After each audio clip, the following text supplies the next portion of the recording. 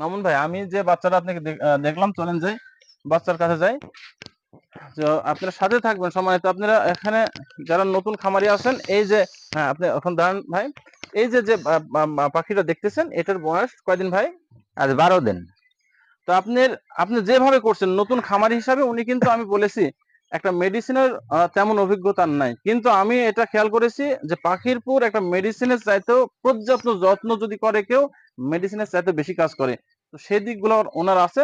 তো আপনি একটু বলেন যে যেদিন আমি বাচ্চা দিয়ে গেলাম বুডার থেকে এই পর্যন্ত এই পাখির পুর আপনি কি কি করেছেন, মানে আপনি যেটা করেছেন আপনি সেটাই আমার দর্শকদের উদ্দেশ্যে বলেন, নতুন খামারিদের উদ্দেশ্যে বলেন। আমার এই 12 দিনের বয়সের পাখি বর্ডার অবস্থাতে আমি শুধু আমি রেনামাইসিন ব্যবহার করেছি, আর পাশাপাশি আমি রেনামক্স দিছি, আর শুধু জিঙ্ক ব্যবহার করেছি। আর তাছাড়া আর আমি